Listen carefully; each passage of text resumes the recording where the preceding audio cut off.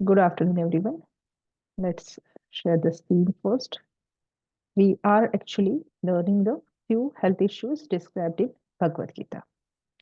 We discussed about the autoimmunity, cancer.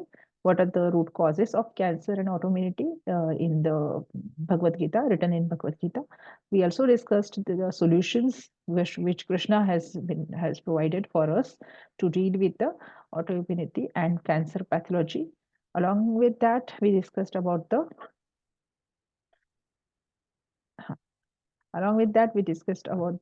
other health issues which are described in Bhagavad Gita, like depression, conception, how conception occurs, or what are the causes of infertility, etc. That also we try to dig out from the Bhagavad Gita. So once we cover the topic of conception, let's talk about the fetus. Just a minute. Let's talk about the fetus. It's a म्हणजे याला आयुर्वेदामध्ये कौमार भृत्य असं म्हटलं जातं. त्याच्यानंतर किंवा complete obstetrician, गायनेक and obs along with the paediatric field, हे सगळं त्याच्यामध्ये येतं. सो लेट्स सी की what Bhagavad Gita says about this complete foetus section किंवा जो गर्भिणी. प्लीज व्हिडिओ ऑफ करा. So let's discuss about the psychological qualities.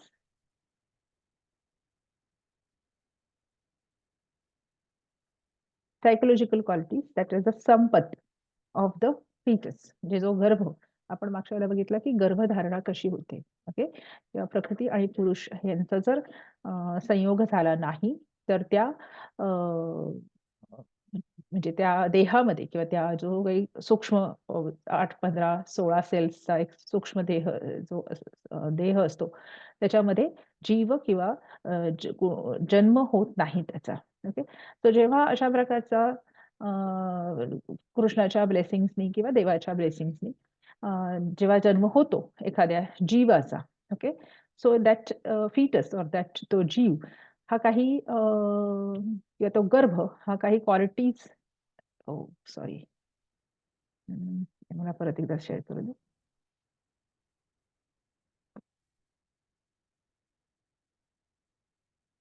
Okay,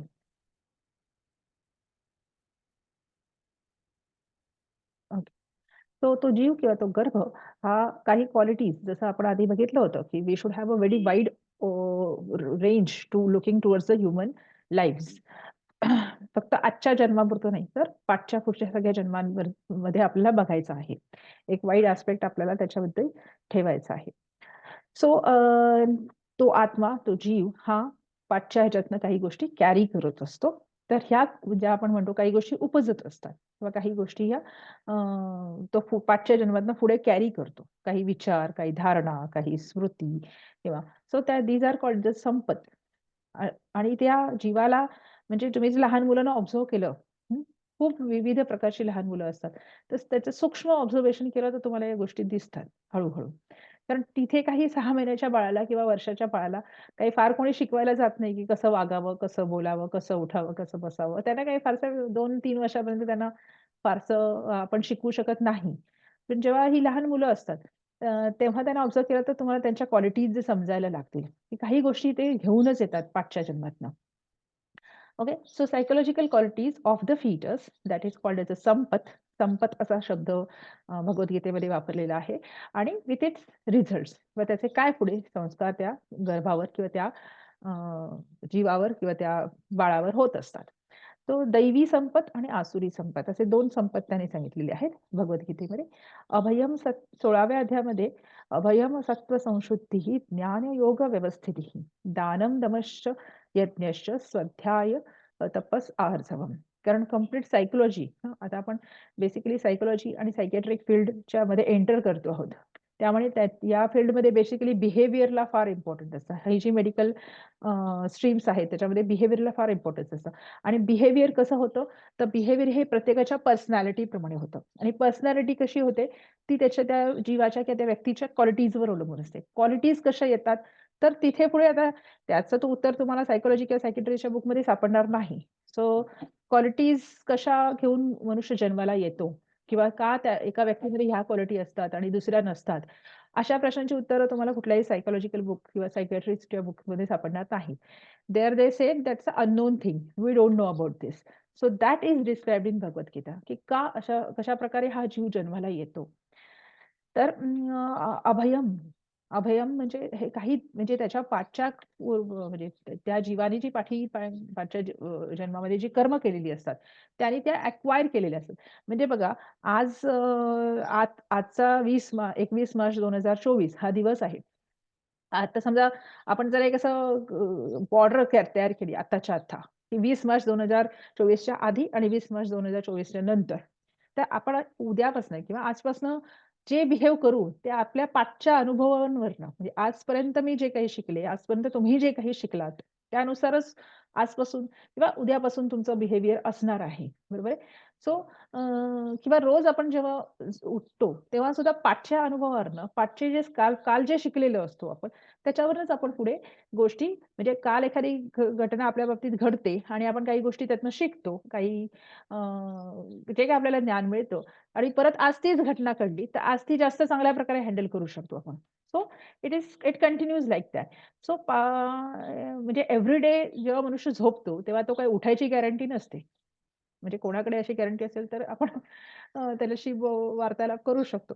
उद्या आपण उठूच याची कोणाकडेही गॅरंटी नाही. तर म्हणजे ती ॲक्चुअली आणि आपण देवाच्या कृपेने उठतो रोज सकाळी. सो सांगायचा मुद्दा काय होता? मी भरकटत फार जाते. सांगायचा मुद्दा हा होता, की मृत्यू ही प्रत्येक दिवसाला येत असतो आणि तसाच एक मोठा मृत्यू किंवा एक मोठी गॅप येते ती आयुष्याच्या जेव्हा हा देह सुटतो त्यावेळेला. ती पण एक प्रकारची झोपच आहे. ती पण एक प्रकारची निद्रा आहे. त्यामुळे पाठच्या जन्मामध्ये जे झालं असेल स्किल्स ते पुढे तो कॅरी फॉरवर्ड करतो जीव. सो आता हे तो काय-काय म्हणजे ते त्याच्या कर्मांवर अवलंबून असतो आणि ते मे बी एका जन्मात, 2 जन्मात, 4 जन्मात, 10 जन्मात. तो त्या सगळ्या गोष्टी शिकलेल्या असतो. तर अशा दैवी संपत कुठला घेऊन जन्माला येतो किंवा तो गर्भ किंवा तो जीव. तर फिअरलेसनेस, अभयम, not getting pressurised by rajas and तमस.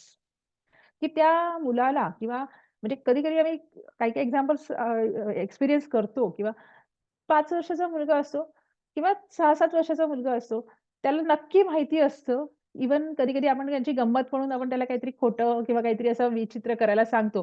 तो म्हणतो, "नाही, मी नाही करणार हे." कारण हे त्याने आधीपासून शिकलेला असतो. म्हणजे तुम्ही जरी त्याला सांगायला गेलात, की "बाबा तू राजसिकता किंवा तामसिकता या दिशेकडे ओढायला जरी गेलो, तरी ते ओढले जात नाहीत." त्यामुळे आणि नॉट गेटिंग प्रेशराइज्ड की बाबा हे असं करायचं नाही. हे करणं वाईट आहे. हे त्यांना म्हणजे की 2-4 वर्षाच्या मुलाच्या तोंडून हे उच्चारणं आणि मोठ्या-मोठ्या सब्जेक्ट्समध्ये हां, म्हणजे काही मुलं खरंच उपजत काही गोष्टी शिकून येतात. ते आपल्याला अनुभव येतो. सो ते कुठल्याही परिस्थितीमध्ये मला माहिती आहे, की काय योग्य आहे आणि काय अयोग्य आहे. तुम्ही मला कितीही प्रेशराईज केलं तरी सुद्धा म्हणजे कुठल्याही प्रकारची जी रजस आणि तमस गुणांनी प्रेशराईज केलं म्हणजे काय, की कुठल्याही प्रश्नामध्ये तुम्ही मला प्रलोभनं दाखवलीत किंवा कुठल्याही प्रकारचे मला तुम्ही म्हणजे अवॉर्ड्स देणार असाल, तरी सुद्धा मला जे योग्य आहे तेच मी करणार. सो हे अभय किंवा मी कुठल्याही गोष्टीला घाबरत नाही. आणि हे हे काय योग्य आहे, काय अयोग्य आहे त्याचं फार म्हणजे कधी-कधी काही लोकांची, काही मुलांची मॅच्युरिटी बघून इतका हे होतो म्हणजे आश्चर्यचकित व्हायला होतं, की या वयामध्ये या जीवाला एवढं नॉलेज आहे किंवा एवढी मॅच्युरिटी आहे. आपल्याकडे तर उदाहरणं आहेतच. 16व्या वर्षी ज्ञानेश्वरी लिहिणारे पण आत्मे आपल्याकडे होऊन गेले. तर 16व्या वर्षी त्या मुलाला काय समजणार आहे? अख्खं जग सुद्धा समजत नाही किंवा काही व्यवहार आजूबाजूचा समजत नाही. त्या वर्षी तो जीव ज्ञानेश्वरी लिहून जातो. तर अशी अनेक उदाहरणं सांगता येतील. आत्ता सुद्धा जगामध्ये आजूबाजूला अशी बरीच माणसं असतात. सुदैवाने आपल्याला भेटतात, की त्या वयामध्ये एवढी मॅच्युरिटी किंवा एवढं नॉलेज असणं त्यांना अपेक्षित नसतं. ते जे आधीपासून घेऊन आलेले असतात. सो अभय. त्याच्यानंतर सत्व संशुद्धी, प्युरिटी ऑफ हार्ट. ते अतिशय म्हणजे इनोसंट असतात. They don't want to cheat anyone, they don't want to threaten anyone किंवा त्यांना असं दुसऱ्याकडून काही नको असतं. They just want to give everyone. कारण त्यांच्याकडे प्युअर हार्ट असतं. They want everyone to be happy completely. So pure heartness हा त्यांचा एक गुण असतो. त्याच्यानंतर ज्ञान, योग व्यवस्थिती म्हणजे नॉलेज ऑफ ब्रह्मन ही म्हणजे एकदा आम्ही एका मुलाशी अशी डिस्कशन्स केली होती. तर मी मुद्दामून आम्ही नावं सांगत नाही, त्याची मास्क केलेली असतात. की त्याला अजिबातच त्याला इतकं घाबरवून टाकलं, की उद्या तुझे आई-बाबा सोडून जातील, कोणीच तुझ्याबरोबर राहणार नाही किंवा असं-तसं वगैरे खूप त्याला अशी थ्रेटन करायचा प्रयत्न केला. तरी पण तो म्हणाला, की "मी असंच वागणार. नाही माझ्याबरोबर कोणी राहिलं तरी हरकत नाही. मी एकटाच जगेन आयुष्यामध्ये." सो 5 वर्षाच्या मुलाच्या तोंडून हे ऐकणं अपेक्षित नाही. एका इन्सिडेन्समध्ये अशा गोष्टी झालेल्या तेवढं सांगते एक्सपिरियन्स. नाहीतर जनरली 5 वर्षाचा मुलगा घाबरून जातो, की "माझ्या आईला घेऊन जाणार का तू?" "नाही, नाही, नाही, नाही. मग मी तू सांगते तसं करतो." ही ही नॉर्मली अपेक्षित असते. पण अशा प्रकारची मुलं आहेत किंवा अशा प्रकारचे जीव आजूबाजूला आहेत. सो हे नॉलेज ऑफ द ब्रह्मन, की आता आपण तर जे काही भगवद्गीतेत आपण गेल्या 8-10 दिवसात शिकलो, ते सगळं नॉलेज त्यांना पहिल्यापासूनच असतं किंवा त्यांना कदाचित ते एक्सप्रेस करता येत नाही योग्य शब्दामध्ये, पण त्यांना ते असतं. त्याच्यानंतर दान, त्यांना चॅरिटी किंवा म्हणजे त्यांचा तो स्वभाव असतो. हा उपजत स्वभाव असतो. आणि चॅरिटी म्हणजे मी तुला चॉकलेट दिलं तर तू मला फिरायला घेऊन जाशील का? अशाच पद्धतीचे नाही. म्हणजे तामसिक, राजसिक अशी त्यांचं दान नसतं, की सगळं काढून देऊन टाकणं. म्हणजे समजा या स्वामी विवेकानंदांच्या बाबतीमध्ये लहानपणी स्वामी राम आहेत आणि बरेच अशा ज्या साधना साधक किंवा योगी पुरुष असतात. त्यांची जर लहानपण किंवा बालपण तुम्ही बघितली, योगानंद वगैरे, तर त्यांच्या ते लोक सगळं देऊनच टाकायचे आधी लोकांना. आपल्या अंगावरचे म्हणजे सधन घरात जन्माला आलेली मुलं होती ही. ते कपडे, दागिने सगळे देऊनच टाकायचे लोकांना. त्यांना ते लोकांचं दुःख पाहवत नाही. ते लोकांना गोष्टी देऊन टाकतात.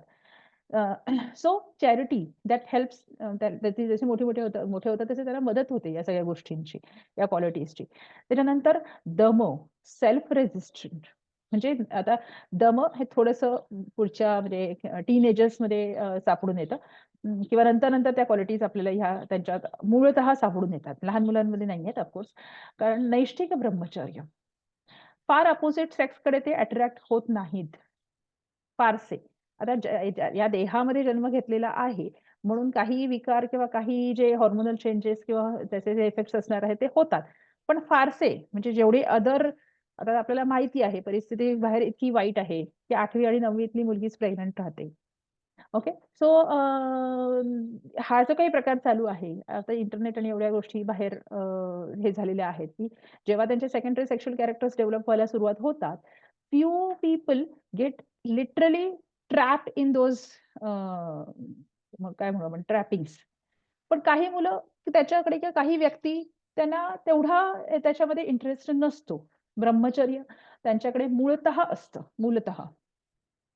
सॅक्रिफाईस अप टू 50% इन यज्ञ विथ संतोष. यज्ञ. यज्ञ म्हणजे कुठली पण आता समजा मी त्या मुलाला किंवा त्या माणसाला काही 10 गोष्टी दिल्या, तर 5 गोष्टी तो आधी लोकांनाच वाटून टाकतो. हे मूळतः असतं. हे त्याला कोणी सांगायला लागत नाही. असं आम्ही झालेल्या गोष्टी बघितलेल्या आहेत. त्यामुळे तेव्हा हे जे लिहिलेलं आहे ना, हे एक आठवायला सुरुवात होते, की आधी तो दुसऱ्यांनाच देऊन टाकतो. त्याच्याच मित्रांना म्हणजे काही डबा दिला, काही दिलं किंवा कुठलीही गोष्ट दिली, तर ती आधी ते दुसऱ्यांना देतो आणि शिल्लक राहिली तर स्वतःसाठी करतो. सो ही जी काही टेंडन्सी आहे, हे मूलतः ते शिकून आलेले आहेत आधीपासनं. ते "बरं तू असं का केलंस बरं?"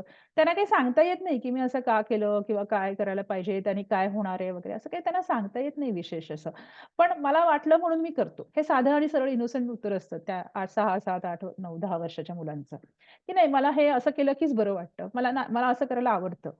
म्हणजे त्याचा अर्थ असा, की तो तिथे ब्रेनचा वापर करत नाहीये, बुद्धीचा वापर करत नाहीये. ती त्याची उपजत वृत्ती आहे. ती त्याची उपजत संपत आहे. ते तो पाठच्या ह्याच्यामध्ये शिकून आलेला आहे. सो यज्ञ किंवा सॅक्रिफाईस किंवा त्याग दुसऱ्यांसाठी म्हणजे स्वतःच्या आधी दुसऱ्यांना गोष्टी कुठलीही गोष्ट जी आपल्याला मिळते आहे ती दुसऱ्यांना देणे. त्याच्यानंतर study of oneself end scriptures स्वाध्याय. कुठल्या ना कुठल्या ह्याच्यामध्ये ते घडलेले असतात. म्हणजे अगदी अभ्यास म्हणजे अकॅडमिक्स अभ्यास केला पाहिजे अशातला भाग नाहीये. कुठल्याही प्रकारच्या म्हणजे एकांतवास म्हणजे बराचसा त्यांना प्रिय असतो. म्हणजे फारसे म्हणजे एकटे राहून ते एकतर ते खेळणं तोडत बसतील किंवा काहीतरी करत बसतील ते. काहीतरी फुलापानांशी काहीतरी करत बसतील किंवा तो विषय वेगळा असतो कुठलातरी. पण ते कुठलं ना कुठलं तरी ज्ञान संपादित करण्याचा प्रयत्न करतील किंवा पुस्तकं वाचत बसतील किंवा जे काही असेल त्या वेगळ्या पद्धतीने. ते फारसे लोकांमध्ये मिक्सअप व्हायला मागत नाहीत. स्वाध्याय, कुठल्या ना कुठल्या पद्धतीने ज्ञान संपादन करणे, स्वाध्याय करणे, स्वतःचा सेल्फ स्टडी करणे. अ, हे त्यांच्यामध्ये पाहायला मिळतात. ऑस्टेरिटी, तप, बॉडी, माइंड, टंग या दोन्ही ह्याच्यामध्ये त्यांना म्हणजे physical austerity, mental austerity, of course हे सगळी लहान मुलांमध्ये येतात असं नाहीये. पण बऱ्याच वेळेला बरीचशी लोकं तुम्ही बघाल, की तप करायला रेडी असतात.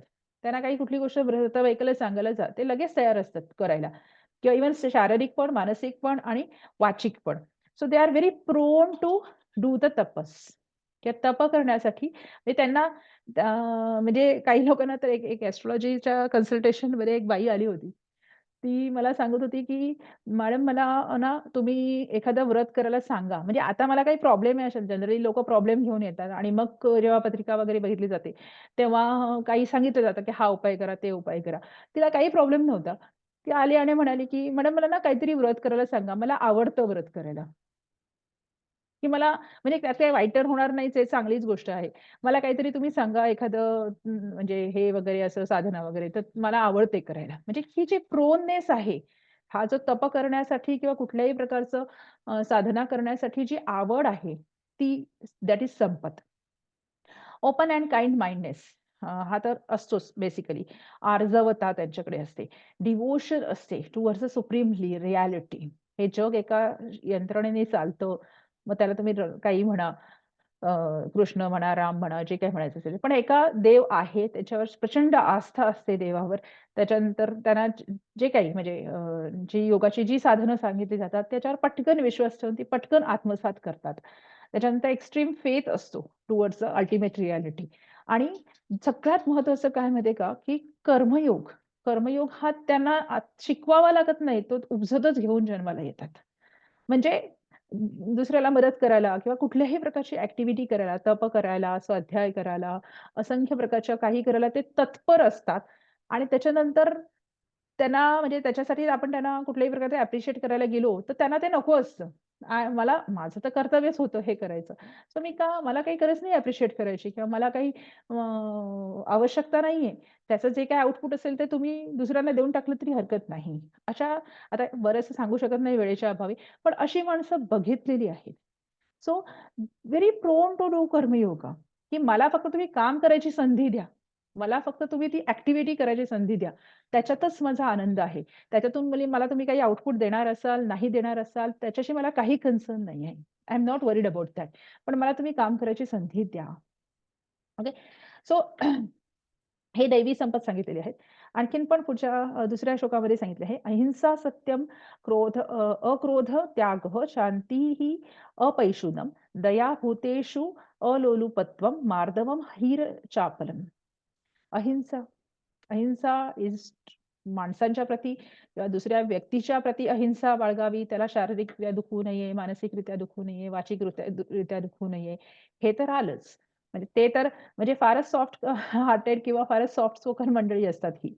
की ते म्हणजे स्वप्नात सुद्धा कोणाला दुखवू इच्छित नाहीत. कधी-कधी अपरिहार्य कारणास्तव दुखवला जातो मनुष्य समोरचा.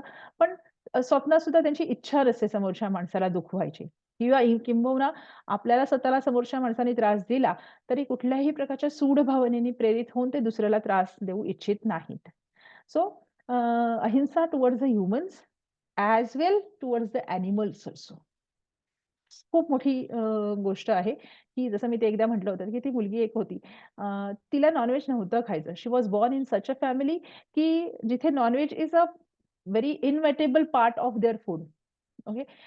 सो अशा ह्याच्यात म्हणजे जन्माला आलेली मुलगी म्हणते, की मला नॉन-व्हेज खायचं नाही आहे म्हणून. कारण I don't want to kill anyone to feed my stomach. So हा जो काही प्रकार आहे, हा तो कुठून शिकून येते? तर तो संपत किंवा दैवी संपत हे असतात पहिल्यापासून त्या जीवाकडे. कारण नॉन व्हेजिटेरियन ॲक्चुअली स्पिरिच्युअल कुठल्याही धर्मामध्ये खरं बघायला गेलं तर non vegetarian is not allowed. जेव्हा अगदी अशा काही कंट्रीज किंवा अशा काही जागा किंवा अशा काही सर्कमस्टान्सेस क्रिएट होतात, की जिथे व्हेजिटेरियन फूड अवेलेबल होऊ शकत नाही. त्यावेळेला म्हणजे बऱ्याच वेळेला डेझर्ट आहेत, ट्रॉपिकल कंट्रीज आहेत किंवा काही south pole towards south pole, towards north pole, like countries like Russia, Siberia किंवा डेझर्ट कंट्रीज आहेत. अशा ठिकाणी की जिथे व्हेजिटेरियन किंवा झाडं किंवा जो ग्रीनरी आहे किंवा तिथे उगवूच शकत नाही. त्यावेळेला म्हणजे जगण्यासाठी तुम्ही दुसरा प्राणी मारून खाल्ला तर ते अलाउड आहे. पण भारतासारख्या कंट्रीमध्ये याची काहीच आवश्यकता नाही. राइट? नॉन व्हेजिटेरियनची. तर हे नॉन व्हेजिटेरियन फूडबद्दल जो रिपल्शन असतं, बिकॉज ऑफ अहिंसा हे उपजत असावं लागतं. ओके? किंवा असतं काही लोकांकडे. हे एक दैवी संपत आहे.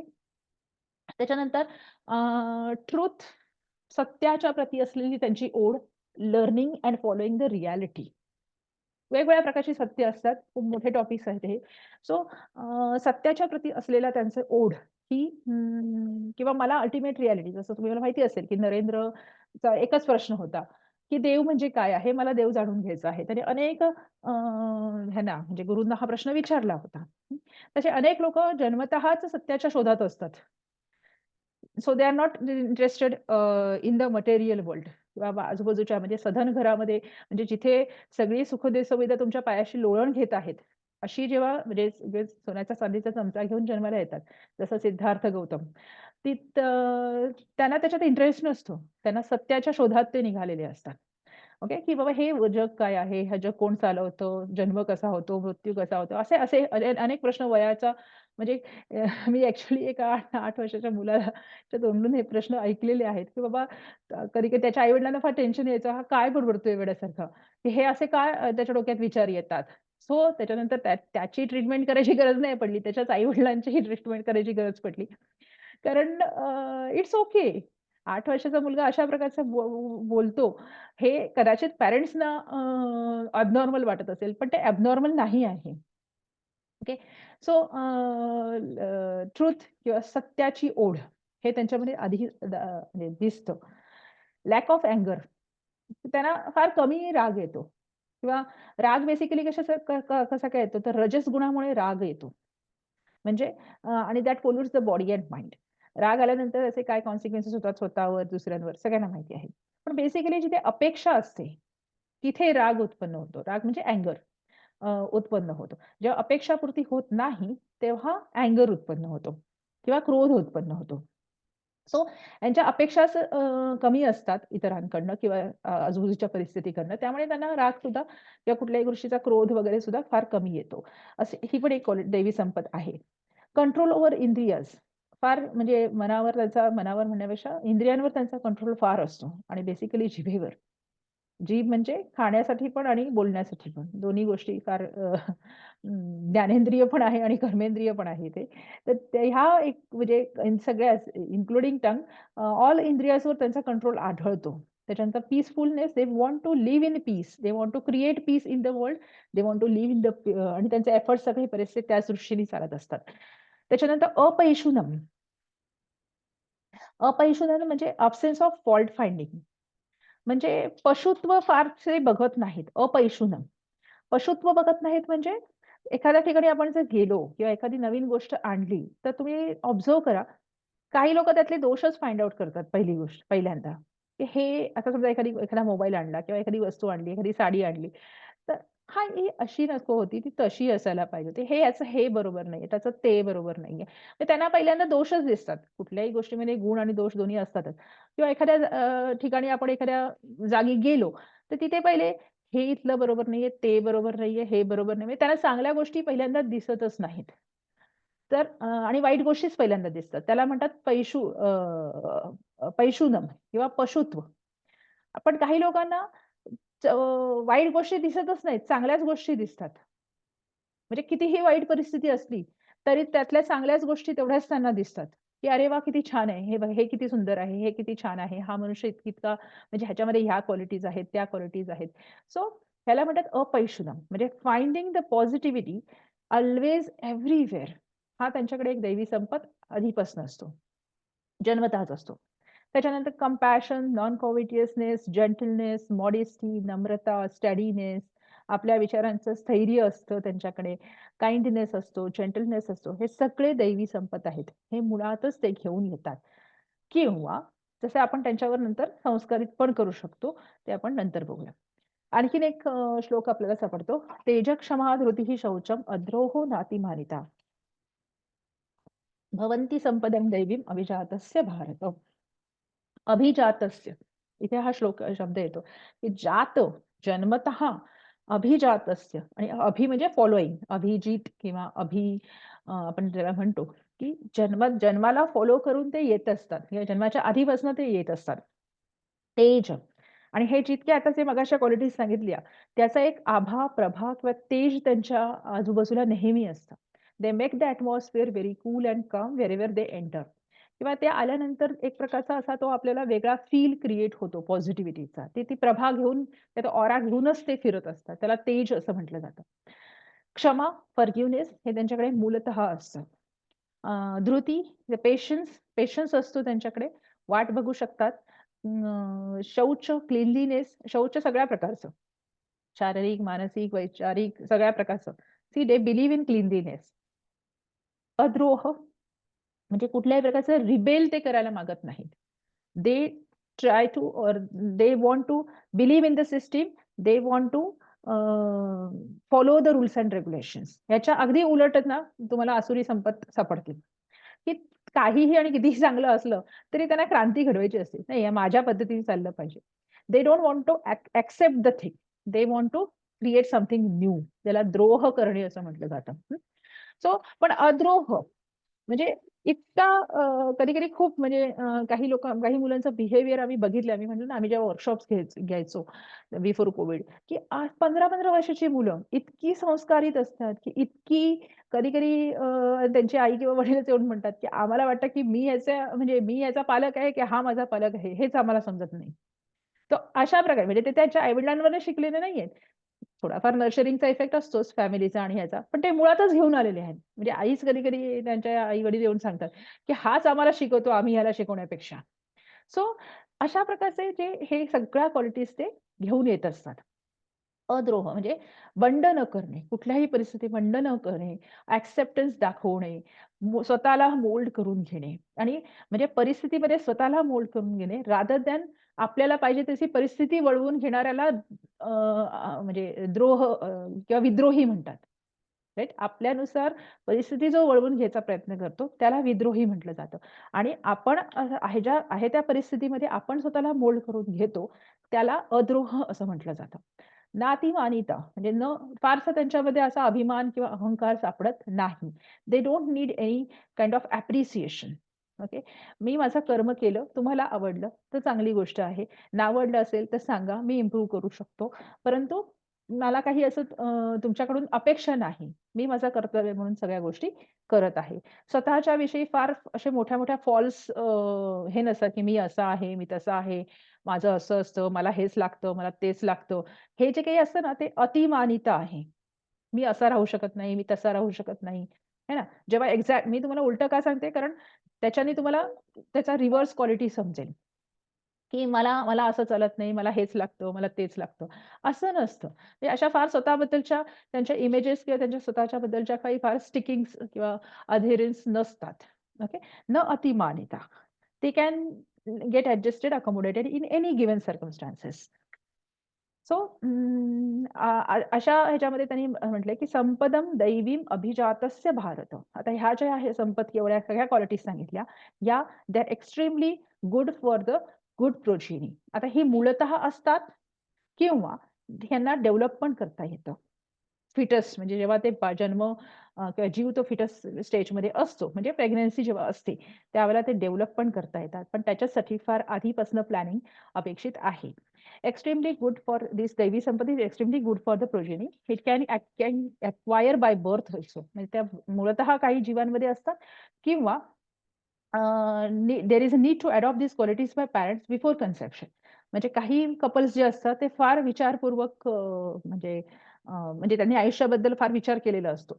सो बिफोर कन्सेप्शन म्हणजे आम्ही नेहमी सांगतो, इव्हन बिफोर मॅरेज तुम्ही यायला पाहिजे. सो बिफोर मॅरेज, मॅरेज म्हणजे काय, विवाह म्हणजे काय, विवाहानंतर कशा म्हणजे काय काय आयुष्यामध्ये बदल होतात, ते कसे ऍक्सेप्ट करायचे, किंवा अशा प्रकारचे काउन्सिलिंग आपण म्हणजे केले जातात. सो बिफोर मॅरेज किंवा बिफोर कन्सेप्शन किंवा ते कपल वर्ष 2 वर्ष ठरवतं की आता आपल्याला कन्सीव्ह किंवा pregnancy we are ready for conception. तेव्हापासून ते आयुष्यामध्ये बदल करायला लागतात. फिजिकली पण आयुर्वेदाच्या बऱ्याचशा ट्रीटमेंट्स ते घेतात. त्याच्यानंतर physically as well as psychologically also. Okay. So त्याला आम्ही गर्भाधान संस्कार असं म्हणतो. आयुर्वेदामध्ये गर्भाधान संस्कार 16 प्रकारचे संस्कार आपल्याकडे सांगितलेले आहेत. नामकरण संस्कार, सॉरी, जात संस्कारापासून ते अंत्येष्टी संस्कारापर्यंत 16 प्रकारचे संस्कार जीवावर होत असतात. तर त्याच्यामध्ये विवाह संस्कार हा महत्वाचा आहे. कारण हल्ली विवाहामध्ये अनफॉर्च्युनेटली गुरुजी किंवा पुरोहित यांच्यापेक्षा फोटोग्राफरला जास्त महत्व आलेलं आहे. म्हणजे एक काळ असा होता की फोटोग्राफरला साईड केलं जायचं आणि गुरुजी पुरोहितांना किंवा वैदिक ज्या पद्धतीने आपण विवाह संस्कार करतो त्याला जास्त इम्पॉर्टन्स होतं. पण आता गुरुजींना कोपऱ्यात बसवलं जातं, वैदिक संस्कारांना कोपऱ्यात बसवलं जातं आणि फोटोग्राफरलाच जास्त इम्पॉर्टन्स आलेलं आहे. आणि तत्सम शूटिंग आणि या गोष्टीला. सो ते अपेक्षित नाही. तो एक संस्कार आहे. तो आपल्याला घडवण्याचा एक प्रक्रिया आहे. ओके. त्यामुळे तिथे फोटोग्राफी आणि शूटिंग ह्याला थोडंसं लीस्ट इम्पॉर्टन्स देऊन विवाह म्हणजे काय, त्याच्यातले जे संस्कार किंवा ज्या पद्धती आहेत वैदिक विवाह संस्कारामध्ये त्याचा अर्थ काय मूलतः आणि ते का करायचे हे समजून घेऊन, किंवा आता तर तिथे एक दिवसामध्ये करणं शक्य नसेल या सगळ्या गोष्टी, तर बिफोर मॅरेज या गोष्टी आपण समजून सांगतो मुलांना किंवा कपल्सना. सो कारण हे adopting a new life is something like a marriage. आणि गर्भाधान संस्कार सुद्धा म्हणजे कन्सेप्शनच्या वेळेला सुद्धा. सो अशा अनेक संस्कार केले जातात आणि त्याच्यासाठी म्हणजे त्या दिशेने आपण या फिटल स्टेजमध्ये हे जे क्वालिटीज आहेत किंवा संपत आहेत हे आपण त्यांच्या त्या जीवामध्ये किंवा गर्भामध्ये आपण इम्प्लांट करू शकतो किंवा त्याच्यावर संस्कार करू शकतो. There are so many techniques की लाईक भगवद्गीता शिकू शकतात, त्यांचे काउन्सिलिंग सेशन्स असतात, त्यांच्या गर्भशाळा असतात, कार्यशाळा असतात. त्याच्यानंतर हे दैवी संपत किंवा अशा त्याच बेसिकली म्हणजे गर्भशाळापेक्षा म्हणजे प्रेग्नन्सी नंतरपेक्षा कन्सेप्शनच्या आधी यायला पाहिजे. कारण गर्भसंस्कार हा विषय प्रेग्नन्सी नंतरचा आहे, कन्सेप्शन नंतरचा आहे. I am talking about the before conception workshops. So getting त्या म्हणजे त्या आई आणि वडिलांना किंवा त्या कपलला त्या गोष्टी आधी समजून घ्यायला लागतात, की हे असंही काही असतं. त्यांना त्या आत्मसात करायला लागतात. They have to get establish in this kind of आणि they have to start behaving all this qualities किंवा they have to start adopting this qualities. जेणेकरून जेव्हा कन्सेप्शन होणार आहे त्यावेळेला त्या पॅरेंट्सचं किंवा त्या कपलचं बिहेवियर किंवा त्यांचं सायकोलॉजिकल पॅटर्न तसं असलं पाहिजे. तरच तसा जीव जन्माला येतो. Okay. So this we can use this daivi sampat applied ह्याच्यामध्ये अप्लाइड भगवद्गीतेमध्ये अशा गोष्टी बऱ्याचशा केल्या जातात. प्रेग्नन्सी कारण तशी डिमांड किंवा तशी नीड काही फॅमिलीजमध्ये असते. सो आपण ते करतो. त्याच्यानंतर उलटं सांगितलेलं आहे की आसुरी संपत. ओके. Just a minute.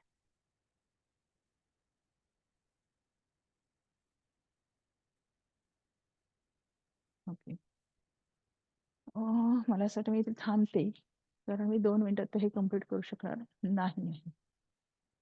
ठीक आहे. जेवढं जाईल तेवढं जाऊ. इथं पुढे कंटिन्यू करू आपण. आसुरी संपत. दंभो दर्पोऽभिमानश्च क्रोधः पारुष्यमेव च अज्ञानं चाभिजातस्य पार्थ संपदमासुरीं. दंभ, ऑस्टिनेशन म्हणजे स्वतःबद्दलच्याच फार विकसित कल्पना, की म्हणजे आपल्या क्वालिटीज एक क्वालिटी असते आणि त्याच्या 10 पट आपण क्वालिटीज किंवा आपल्याकडे जी काही गोष्ट आहे ती वाढवून जगाला दाखवण्याचा प्रयत्न करत असतो.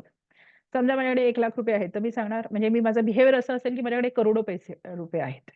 ओके. एनिवे कुठल्याही पद्धतीमध्ये. छोटी वस्तू जास्त मोठी करून दाखवणे त्याला दंभ असं म्हणतात. दर्प, ॲरोगन्स. ॲरोगन्स तर सगळ्यांना माहिती आहे. अभिमान, सेल्फ कॉन्सेप्ट म्हणजे स्वतःच्या बद्दल फार अवाजवी कल्पना असतात. मी जसं मगाशी म्हटलं ना, आता ही एक्झॅक्टली उलटी म्हणजे विरुद्ध प्रकारची क्वालिटीज आपल्याला दिसतील, की नाती ज्या विरुद्ध आहे अभिमान. ओके. तर की मी असा आहे, मी तसा आहे, मला हेच लागतं, मला तेच लागतं, मी हे करू शकत नाही, मी ते करू शकत नाही, अ, मी असा राहू शकत नाही, मी तसा राहू शकत नाही. अशा सगळ्या प्रकारच्या ज्या संकल्पना असतात, दॅट इज कॉल्ड एज अभिमान. क्रोध, अँगर. पारुष्य, हार्शनेस.